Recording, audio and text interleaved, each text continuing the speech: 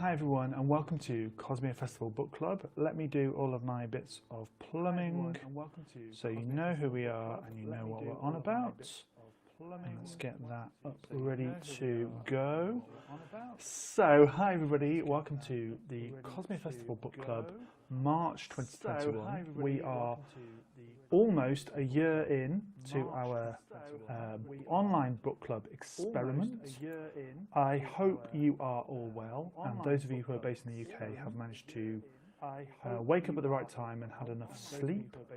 I'm just going to do a little double check to make sure that everything is working. If for whatever reason you can't hear me or you can't see me, then please let me know. It's looking good at this end, but as we know, the internet is a many splendid thing, so things might not always work as effectively. Okay, right, that's all done. It's all looking good. We're underway for this book club event here in March, and we're going to be talking about Waist Tide by Chen, Qiufan, who I'm going to call Stanley all the way through because I'm much more likely to pronounce Stanley correctly than I am the author's Chinese name. And we'll talk a lot about language over the next hour as part of this book club. So what are we going to be reading today? We're talking about Waist Tide.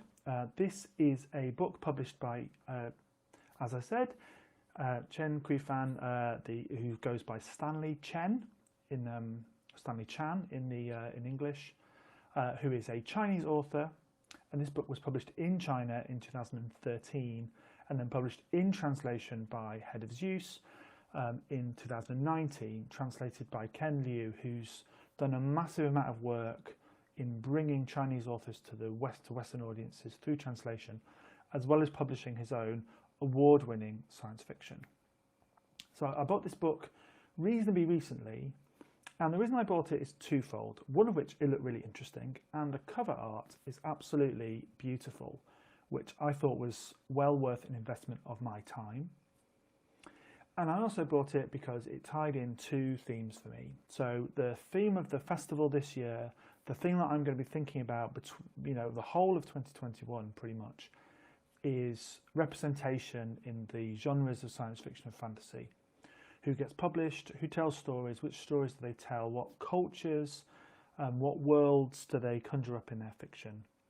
And this kind of thesis that genre has broadened in the last few years and is giving us more and more interesting stories that are being told by authors all over the world and from lots of different perspectives. And the second reason is that I wanted to make sure that we were still thinking about the climate emergency. This is so important to the festival. We talked about it a lot as part of last year's programme, but it's something that we want to continue to think about in subsequent festivals. So climate justice, I think, is one of those ways in, and this book is in a perfect combination of climate justice and science fiction, so it seemed like a perfect book to bring to the book club. There is a spoiler alert, like there is every time. I'm going to be talking about this book in quite a lot of detail, quite a lot of depth. Looking at the reviews, I think I'm actually going to spoil it less than some of the reviews did. But if you are spoiler averse, if you haven't read it and you want to discover it all for yourself as you read it, then go away, read it, come back, contribute to this conversation in the chat afterwards.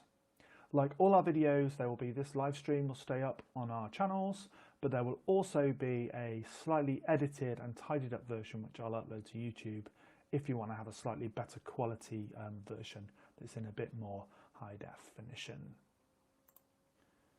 So, let me tell you a bit about the basics. So, who is this author? Who is Stanley Chan? As I mentioned, he's a Chinese science fiction writer, a columnist, screenwriter, and he's been a professional full-time writer since about 2017. So when this book was published, he was doing it outside of his regular day job. And this was his first novel, following lots of award-winning short fiction. He first came to light with a short story called The Fish of Lijiang, which won a couple of notable awards, and I think piqued the interest of Ken Liu, and they kind of became friends. Stanley was born in Shantou, Guangdong, China, which is going to be important in a minute as we talk about the setting of this book. He went to Peking University and did literature and fine arts, and then studied to be a marketer and ended up working for some massive companies in a marketing capacity, including Google China. And as I mentioned, in 2017 he quit his job to write full-time. And I think he's, from what I can read about him, he's an author that is very interested in things and diving into a topic, researching it, and bringing that research to bear in a fictional universe, which is really cool. So what is Waste Tide about? Well, this is the synopsis. Mimi is drowning in the world's trash. She's a waste worker on Silicon Isle, where electronics, from cell phones and laptops to bots and bionic limbs, are sent to be recycled. These amass in towering heaps, polluting every spare inch of land. On this island off the coast of China, the fruits of capitalism and consumer culture come to a toxic end. And essentially, Mimi and the other workers are, at mercy. They're kind of downtrodden, but a storm is brewing because the Americans have arrived, and they want to professionalise the waste management system and turn it into a business, removing the kind of clan gang culture from the conversation, and essentially making it more of a Western approach to a problem that the Western world has, in large part, created. And these forces all collide over the course of the story, and they give us and some interesting things that go on between the two. And the synopsis ends by saying, a war erupts between the rich and the poor, between tradition and modern ambition, between humanity's past and its future. Mimi and others like her must decide if they'll remain pawns in this war or change the rules of the game forever. So it's a kind of eco-techno thriller, really, but also a kind of mind-bending science fiction story. What I quite like about the book is that this mind-bending sci-fi comes across gradually. It's not something that's there right from the beginning. It reads at the beginning like it's a kind of near-future techno thriller, and gradually the science fiction kind of inhabits the story and the plot in some really nice ways. So the book is told in 3 unequal parts, and it's from multiple perspectives. So this is my first question for you, and I want you to put in the chat if you've got any, if you're watching and you've got comments on this, what you think about this. How do you think this is? How well do you think this is done? We kind of get a very odd mix of first person and third person, and it moves in and out of them very fluidly, and between characters' perspectives very fluidly, almost kind of script-like, I thought. But yeah, that's the kind of the way it's told is by observing and hearing the thoughts of a kind of core set of characters who represent different perspectives. And we sometimes get all the details, and sometimes the author hides some of those details from us. And this is what the plot is. The plot is kicked off by 2 Americans arriving on this place, Silicon Isle, to sell this idea of a recycling plant, an industrial park, and progress, and cleaning up the mess that our technology addiction has caused. And then what happens next? What happens? What is already happening that they stumble into, and what their arrival and their actions contribute to as part of the story. So as I mentioned just then, you can add things in the chat, no matter where you are watching this, and I hope that you are watching it on either our Twitter feed or on our Facebook channel or on YouTube. You can add into the comments, and I'll be able to see them on my little screen that I've got down here, and bring them up, and I can add them to the screen so that everybody can see them, and we can kind of contribute to this conversation. So anything you want to add at any point, click in there. I'll see it on my little screen down here, and then we can bring it into the conversation and hopefully have a nice bit of back and forth. Okay, so let me tell you a little bit about the setting for this book, which is this kind of fictional place called Silicon Isle. It's fictional, but it's based in large part on somewhere that was very close to where our author grew up. And I'm going to put in the chat a link to this Flickr picture, if I can find it. So, this is a picture of Guiyu, which is a real-life Silicon Isle, basically. This is one of the places where a lot of the world's trash goes to be cleaned up and tidied up by the people that work and live there. As you can see, mountains of electronic waste that is shipped from Western countries mostly to be recycled and then kind of shipped somewhere else for reuse in China. And this was somewhere that the author saw build up as he was growing up, I suppose. He's 40 this year, so he'll have seen this development of the technological impact on his homeland. But this is a fictional one. It's not 100% an island. It's an isle where this trash in the near future is increasingly being put and sorted. I just want to read you a description by Stanley of the real life place that he grew up. Everything was shrouded in a leaden miasma, an amalgamation of the white mist generated by the boiling acarija in the acid baths and the black smoke from the unceasing burning of PVC, insulation and circuit boards in the fields and on the shore of the river.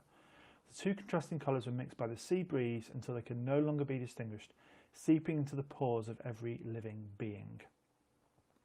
So he already, I think, had in his mind this apocalyptic landscape of technological junk, trash, and the people that live there. And what a brilliant setting for a story, I think, because it makes us think about real life as well as what our future might be.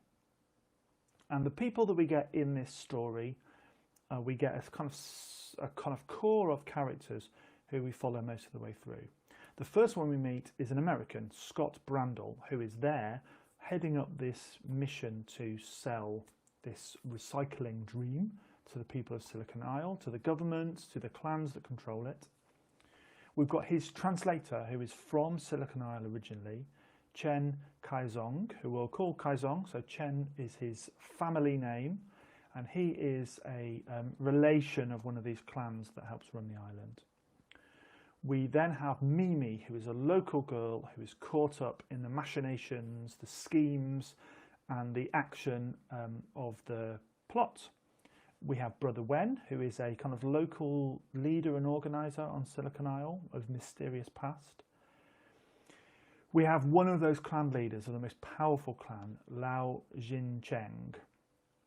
And then we also have another character, and this is a massive spoiler warning here. We have another Mimi. I don't want to talk too much about other Mimi yet, but I will be talking about it later. So if you don't want to know anything about other Mimi, definitely too much spoilers for you. And then we have a shadowy organisation that I'm kind of including as a character because I think the people that work for them are a little bit anonymous, and it's the organisation that matters, which is Colt's Foot Blossom, who is a kind of a Greenpeace equivalent, who are trying to raise awareness of climate issues and make change in the world. And what happens in this story is that the Americans try and kind of barge their way in. Kaizong falls in love, we think, possibly, with Mimi. Mimi has got a lot of stuff going on with her caused by technology, and she eventually kind of transcends into something else, into something different, and she becomes the obsession of all of the other characters. They all kind of want her for their own purposes, and she is the ignition for a very brief and bloody conflict between the three components of this isle. I thought it was just worth talking about these three components and what we think about them. So component one are the clans that run this island. In Western culture, they'd be equivalent of the mafia, essentially. They're never talked about as kind of triads here. They're just the families that have always run this island. And they run it by violence, by control of wealth and power. So they're a kind of, it's not a protection racket, it's a little bit more nuanced than that, I think. But they're the power. So Lin, Liao and Chen are those three clans who are kind of tussling for control with each other, but in a very rarefied place above everybody else. Then we have the natives, people from Silicon Isle, and one of our kind of lead characters, Kai Zong, is one of those who've moved to America with his parents when he was young for a kind of a better life, and is now kind of, this is a bit of a homecoming for him. And then we have the migrant workers. So these are those who are called the kind of waste people. They're the ones who've come to Silicon Isle to do that dangerous work we saw in that real life picture of sorting through the trash. And there are tensions between these three levels, but mostly it's between the migrant workers and the people who were born and raised on Silicon Isle. So tell a wider story about how all of society deals with migrant workers and their effect on society. So I think that's enough of me talking about what this book is about. What I want to get onto is what I think the book is trying to say, or where I think the book is interesting. And this is where, if you've got things you want to contribute, now is a really good time. I can see there's some people watching, so if you've read the book and you've got things you want to drop into the chat, start doing so from now, I would say, if you've got anything to contribute. And what I've got on my little list here is some themes that I think this book is exploring, and then some things that I think are just worth talking about. And we've got about 40 minutes to kind of get through these before our hour is up. And through these, I think we'll tease out a bit more about what the book is and what it's about. And actually, I found it really easy to dig into what I think some of the themes of this book might be, and what I think some of the emerging ideas and concepts that are worth talking about will be. And that isn't always easy. I think Stanley Chan is a writer who is really interested in these overarching themes and exploring them through fiction. This came across really palpably. He likes the big ideas. And obviously that first one is about the environment and about our kind of eco-future and eco-justice. And the unfairness of the way that where we've got to now. So a world where mostly places like China, Taiwan, construct things out of electronic materials. They sell them to Western audiences. They pirate them themselves to sell for local audiences at a cheaper price. And there's a built-in redundancy for those, which means that they're chucked away. They end up back in the places where they're made to be recycled and then reused and added back on the conveyor belt. But this is not a perfect circle, so there is always waste, and that waste has to go somewhere. And this is the thing that we don't talk about in Western culture enough, which is about where that waste goes and what we do with it. We send it off for recycling, and we assume that it goes into a lovely perfect circle and then is all recycled and all wonderful. But that's just not the case. And later in the story, we get into a conversation about rare earth metals, and particularly the kind of Chinese story behind that. We hear quite a lot about Western Africa and rare earth metals, but so it was interesting for me to hear about the kind of Chinese side of that, and how things that are rare, as the name suggests, and things that are complicated and difficult all have a price. Our technology, all of this technology I'm using, has a human and an ecological price, and we don't think about either of them. There are some broader, more general themes, which is probably the rest of the things on my list. So the first one that I've written down is about redemption. I think that quite a lot of the characters in this story are on redemptive paths. Either they've done something in the past that they're trying to atone for, or something has happened to them that they're looking to work through with action. So Scott, going back to that list of characters, Scott Brandel comes into this story with a tragedy in his past and a role that he plays in this kind of global environmental catastrophe, which he, on some level, is looking to atone for, but he hasn't entirely made that leap yet. He's got too many other motivating factors. And one thing that I want you to think about as you read this story or reread it is how much he represents American society and the wanting to be on that path to redemption, but are still tempted by greed and by power, and how that those two things form a bit of a cognitive dissonance, which American society and definitely Scott haven't found that balance yet. I think also Brother Wen has got a story about revenge and redemption. Kaizong has got an uneasy relationship with his homeland that he's trying to explore. There's lots of other links that I think you can make. So as you read the story, think about redemption and these redemption tales. It's also a story about loyalty and who you're loyal to.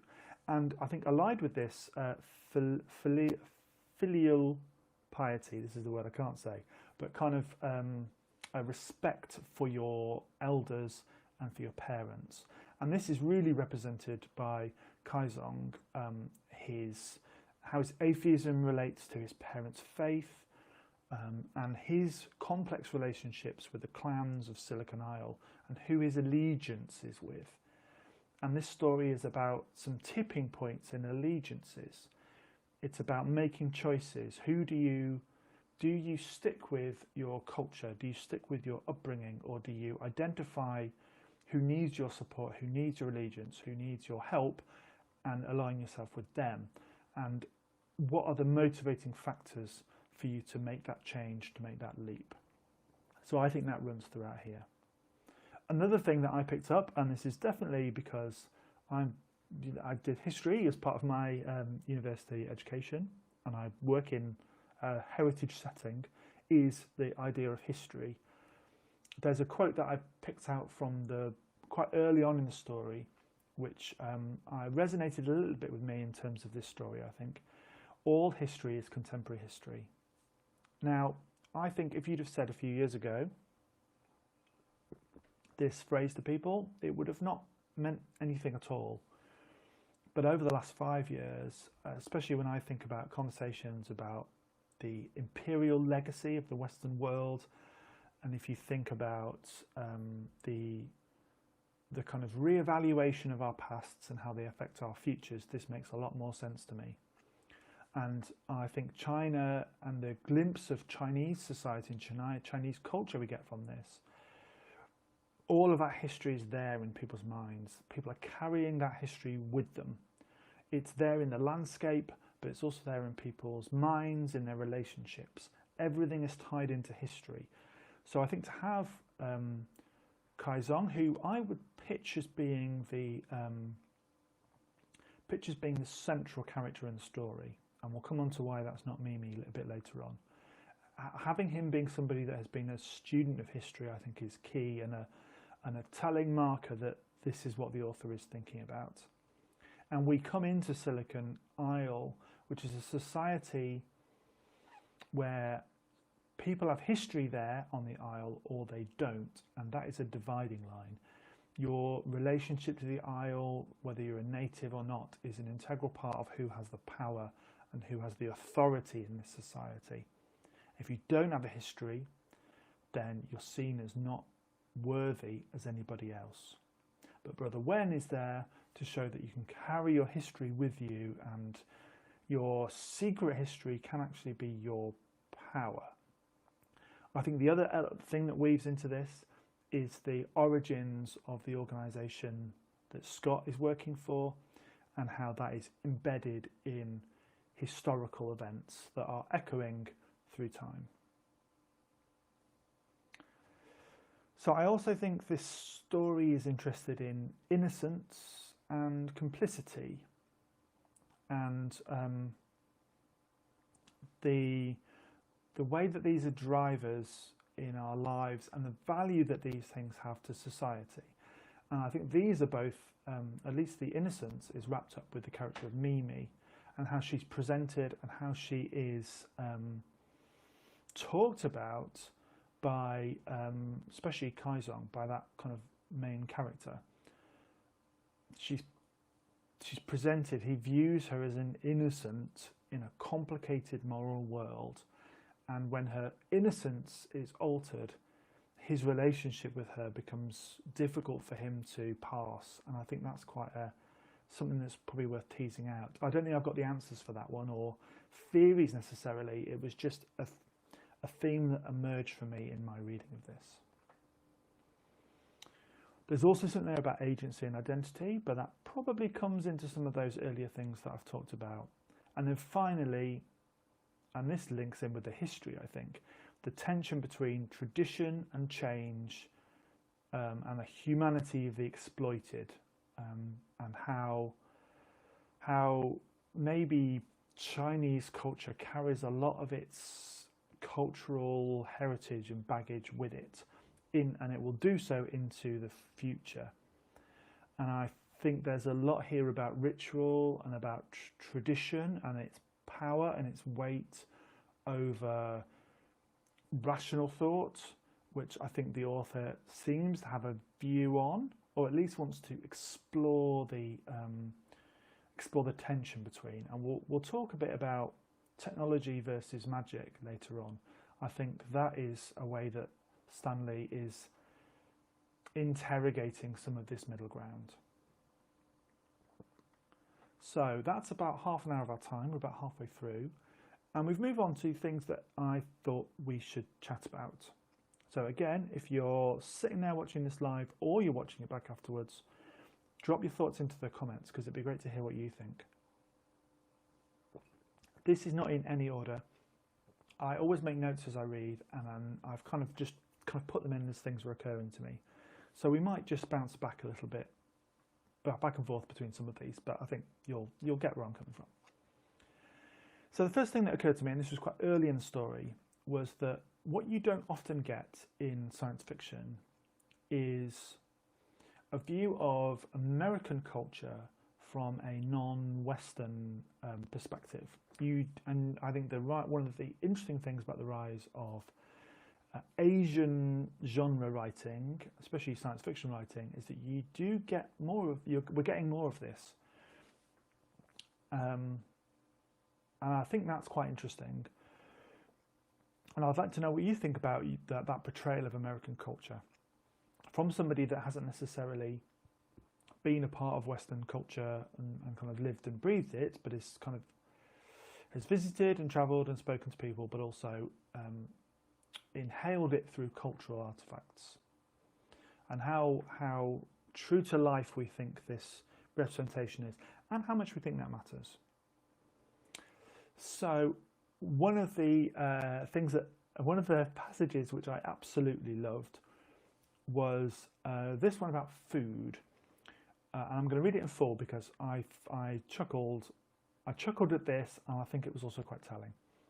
Many of the dishes were far more complex and subtle than he had imagined.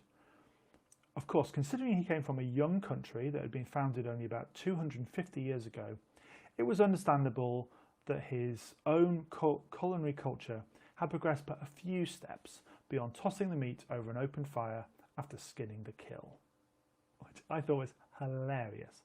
So we get this, we get Scott in this amazing kind of late night food market, just amazed by this kind of culinary adventure, this culinary experience, and all these flavours and things that he's kind of never heard and never seen, and how amazing they are. And this kind of, I think this speaks to a comment that throughout the novel, the Chinese culture we're given is deep and rich and full of nuance. We haven't even talked about language yet, which we're going to do in our next thing to discuss. but even the language of the people in the story is complex and rich and requires thought and experience. And the American kind of culture presented otherwise is very one note. I'm not sure how much I agree with this comment, considering that American culture is new, but it's founded on very old cultures from lots of other countries that are kind of brought together in this mixing pot. So I'm not sure Stanley's being entirely fair to Scott here. But by the same token, I think what is interesting is that perhaps this opens us up to think about how Chinese culture that's presented here has maintained complexity, whereas American culture or Western culture may be flattened out by scale. And whether that's fair or not, I think it's interesting. It's not the kind of thing you necessarily get from genre fiction very often. So it was really nice to kind of see it in this conversation. So let's get on to language, because we've not talked about language at all, which is a massive fail, really, considering that the book starts with a translator's note on languages and names.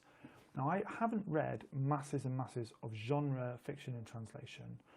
Obviously, we've already done genre in translation as part of the book club this year, and it's something that I'm trying to do more and more of, which is part of the reason why Waste Tide was on my reading list.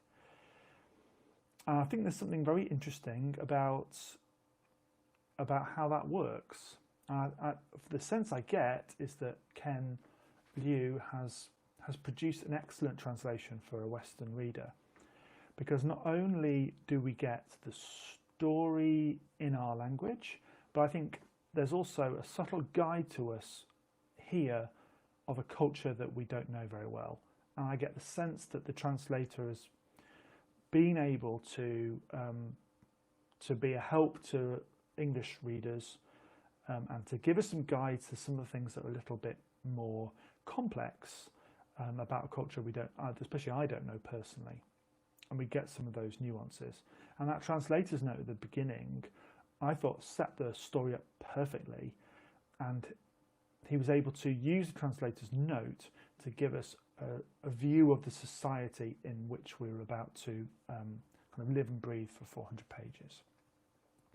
And one of the ways that he does this is he talks about a word I'd never heard, the topalects, and how this is different from a dialect.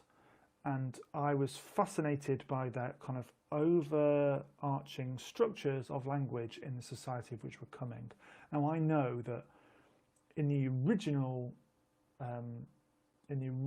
text, those nuances would have been even more pronounced, and there would have been a kind of richer experience picking up on how language is used. Because I think even from in translation, you get the sense that the language is incredibly important to this story. I think what the translator's note does, and then the story does, is it demonstrates how language is a signifier of the cultural and societal structures that this story is inhabiting. How you speak, the words you use, how you describe people, and the rules of that engagement and who breaks them and when are often markers of how people's attitudes, allegiances, identities are starting to change. And there is a whole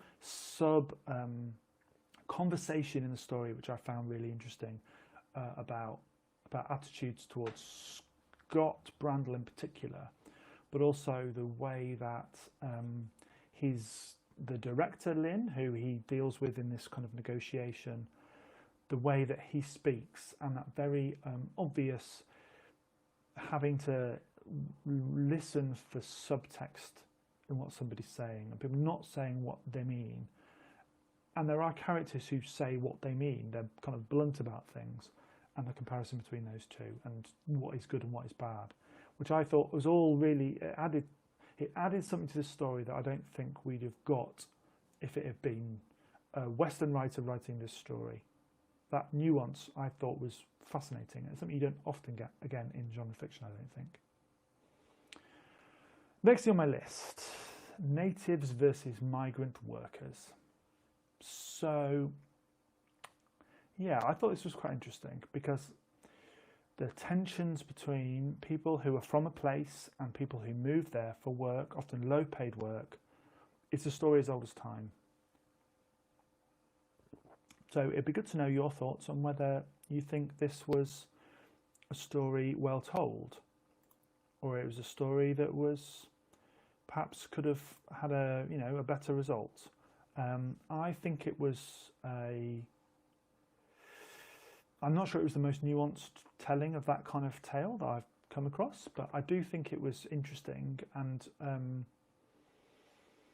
there's going to be a sequel to this book, and I'm interested to see maybe how that story evolves based on what happens at the end of the novel. I think it's a lot more embedded in our psyches than maybe some of the solutions at the end of the story would suggest it is. But it's always a useful driver, I think, of tension in a story like this. So it made sense to me to be there, and it gave us some different perspectives, I think.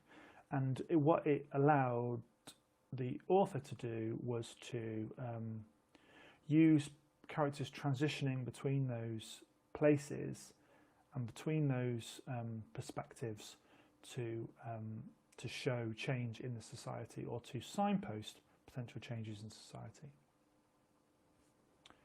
I'm just going to make a little... So the next thing that I thought we might talk about is the tech. I'm kind of adding this in now because I've just been reflecting on it.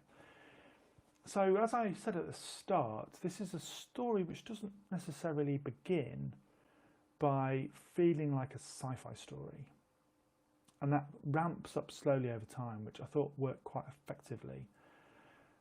And I was really interested by the use of kind of future technologies here.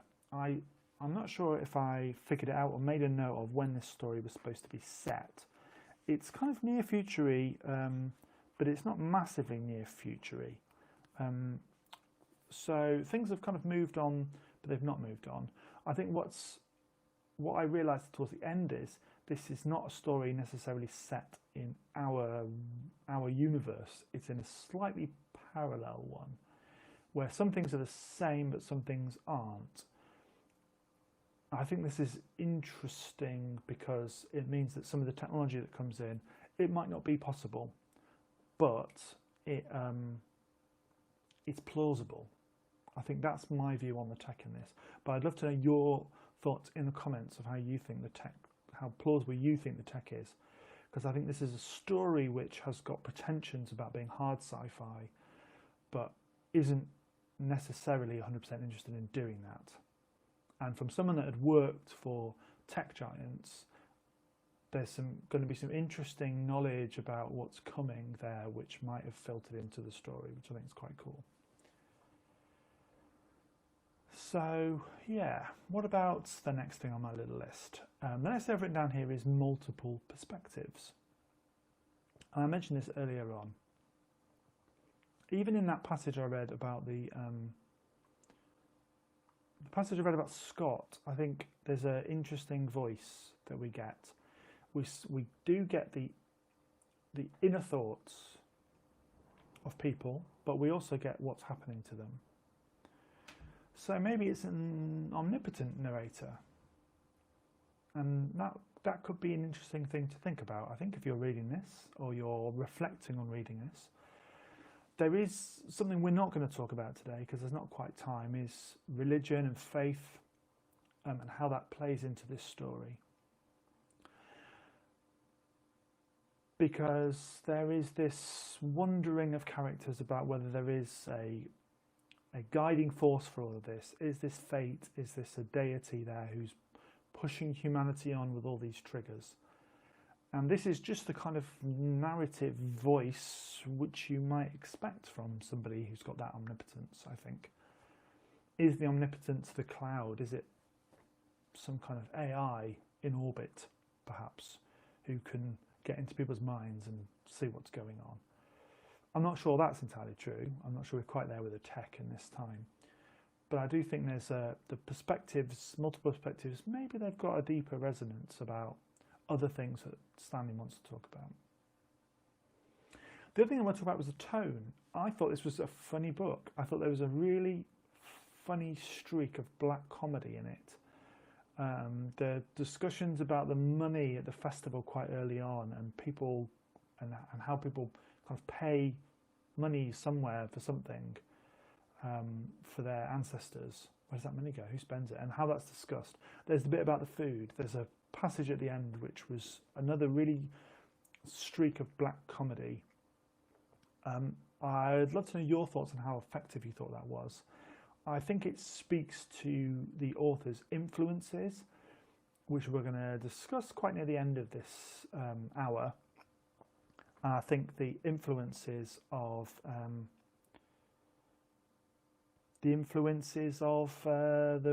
some of those kind of particularly British writers, and how they incorporate black comedy into their science fiction, which isn't easy to do, and I think in this story is effective. On influences, I'm fascinated by a book I don't know well. Maybe more broadly, let's not talk about genre influences yet, but let's talk about cultural influences. So there is lots of culture that is discussed in this story. Chinese culture and Western culture. And I think the story, the author discusses all of them in a similar way, which I thought was brilliant. And I love stories that make me go and look up things I know nothing about. Stories I know nothing about, genres I know nothing about. And the more kind of Chinese genre work I read, the more I get to then discover about these kind of story arcs and narrative techniques and characters and themes which are coming through into modern fiction.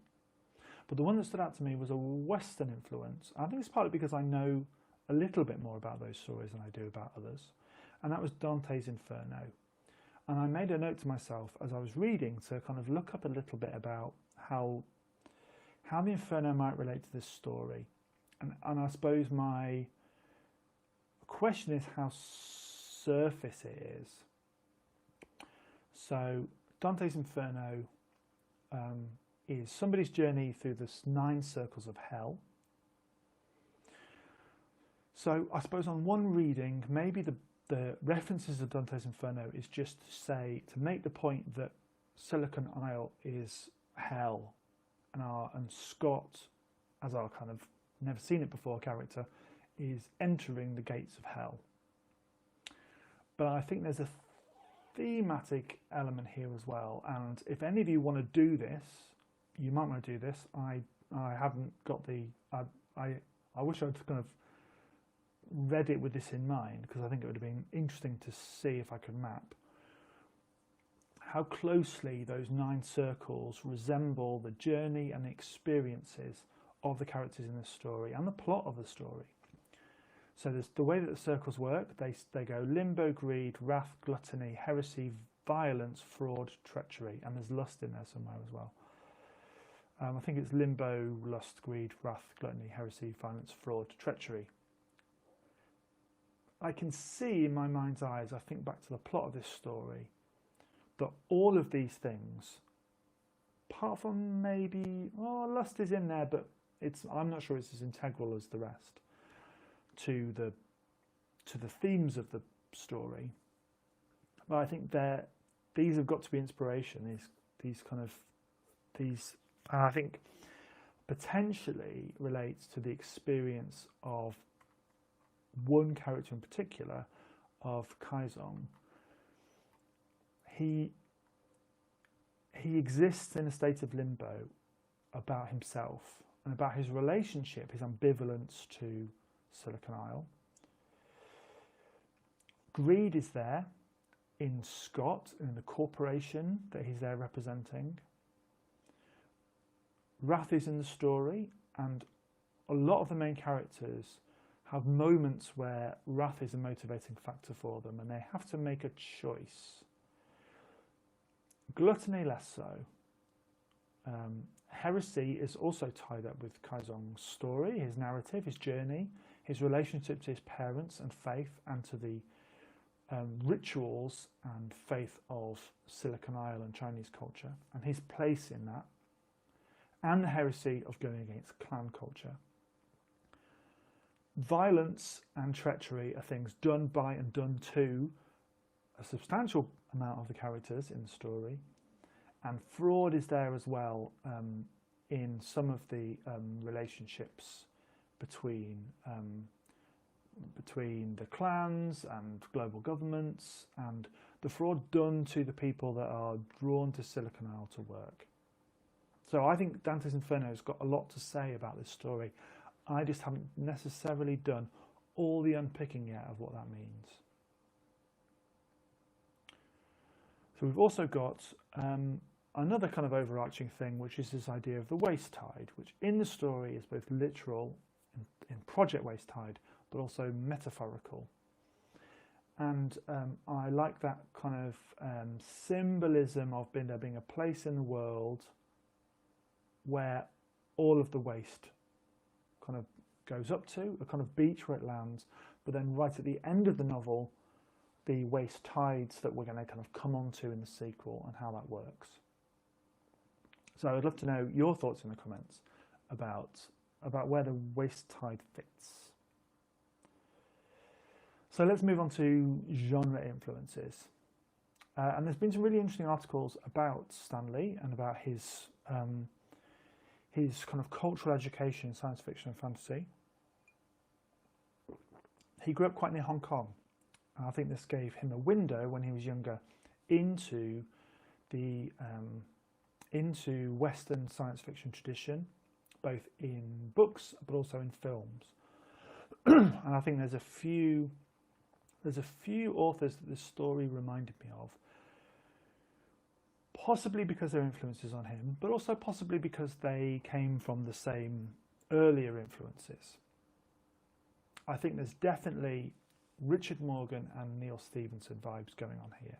And I realise I mentioned Neil Stephenson vibes quite a lot, but the story that it reminded me of partly was Cryptonomicon by Neil Stephenson, also set in Asia, and also about the global influence of Western society on Asia, the confluences of technology and money and power, and about the resonances of the Second World War and on contemporary society. And I think also the writing style has got definite techno info dumps and an appreciation of the right tech. I think both of these come from William Gibson to some degree, but I think that kind of techno thriller vibe is definitely a Stevenson thing, and also a Richard Morgan thing. I was thinking about Market Forces, I was thinking about some of his other works that you'll know of, and also I suppose with Richard Morgan, the body and identity and consciousness and the replacing of body parts or replacing of bodies is something that he's been quite interested in. The other authors that come up, or the filmmakers that come up, are, or the confluence of the two is probably Arthur C. Clarke, both in his fiction but also in the watching of films like 2001. And there's two areas here which I think are worth discussion. One of which is Clarke's laws. I don't know if you know Clarke's laws. The third law is very famous. I think the second and third have got some bearing here on this story. So the first law is, when a distinguished but elderly scientist states that something is possible, he's almost certainly right. When he states that something is impossible, he's probably wrong. I don't think this has a bearing on the story. But the second law, the only way of discovering the limits of the possible is to venture a little way past them into the impossible. I think that is definitely something this story is interested in, and is something that the plot is interested in. But it's that third law which is referenced quite directly in the story. Any sufficiently advanced technology is indistinguishable from magic. And this is a clear thing for me in this story. It's kind of, it's actually mentioned in the story. It's kind of said in a slightly different way, but it's there. And I think that scene of the oil burning is a commentary on how that tension between ritual belief and technology, and how technology can be used as a way of defrauding people, thinking that it's a religious or a spiritual moment, but also potentially how those things are going to clash more and more over time as technology not only reveals the secrets of the universe, but also does things that magic couldn't even dream of. What have I got left on my little list? A few things which I want you to consider, I suppose. Oh, before I go, actually, there is one more thing on Arthur C. Clarke, and that is the psychedelia and the kind of hallucinatory, visionary elements of this story. There are long patches here where people go on these kind of mind-bending moments. There's these things called digital mushrooms. People have trips.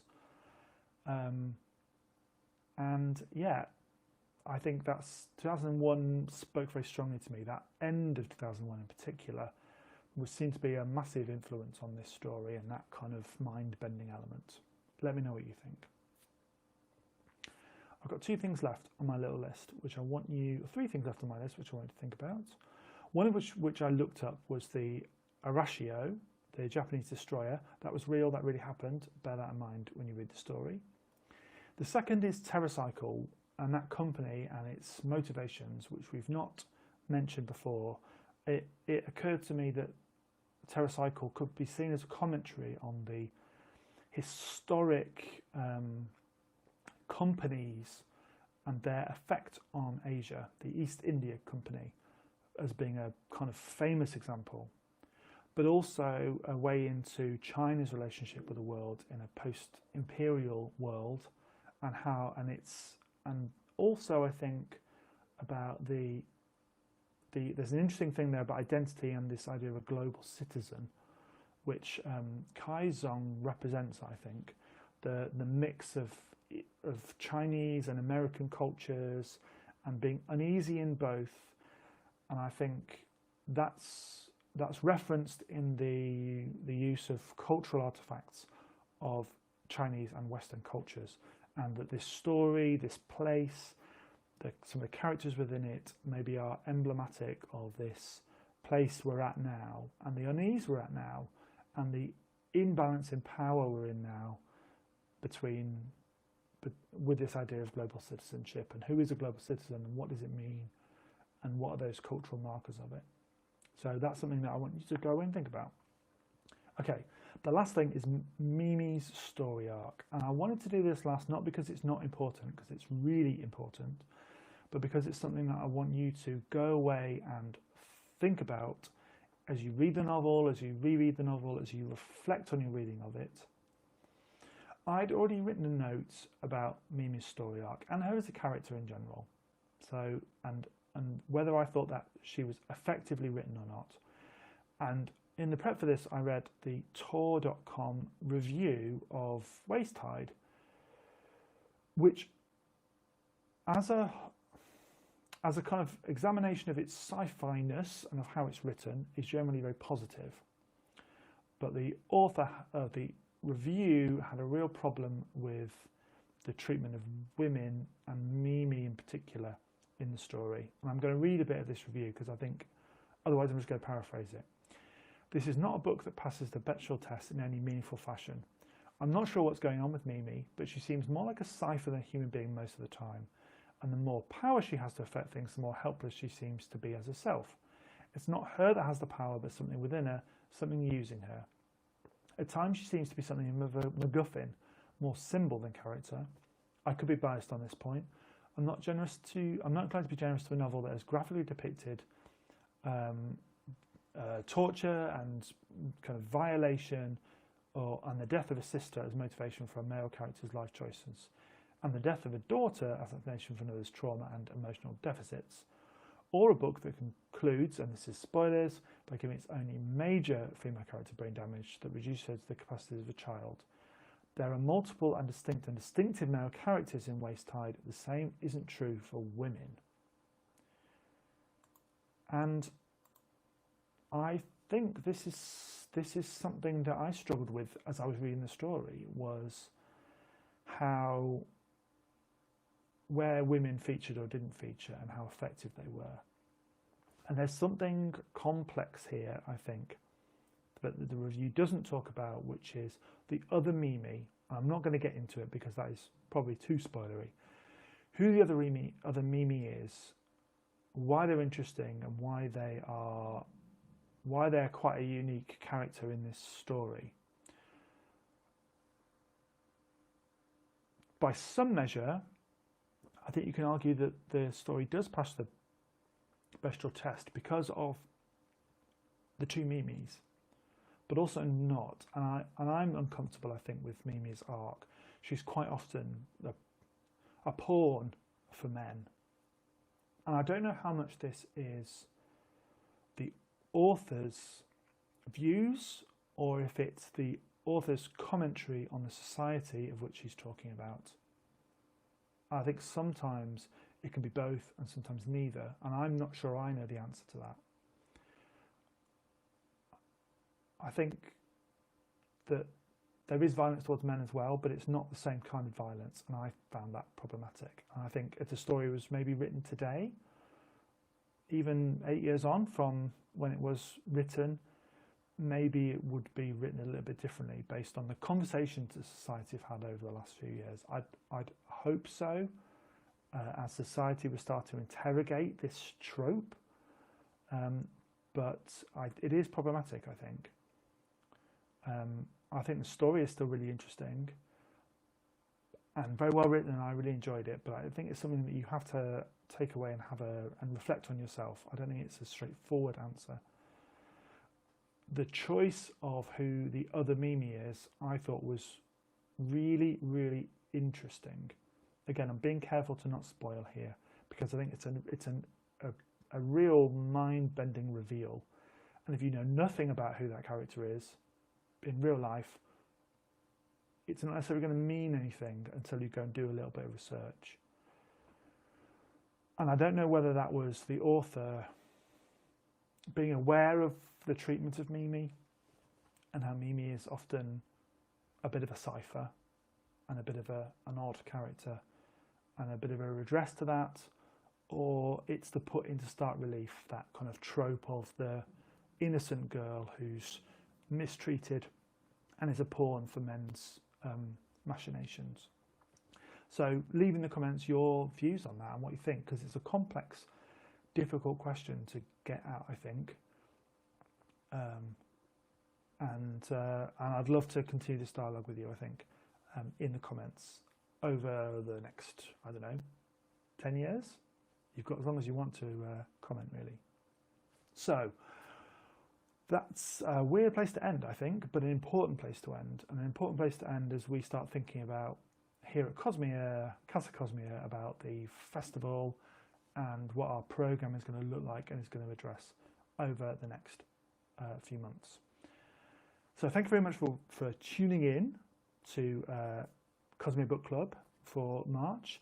Next month, I think, marks a year of us doing this, and we'll be announcing the book we're doing quite soon. We've got some great books to choose from. I just haven't quite decided yet what it's going to be. As ever, you can help support Cosmia Festival, help us pay the bills, keep the lights on, by clicking on that Ko-Fi link that is on screen and donating to our Ko-Fi fund.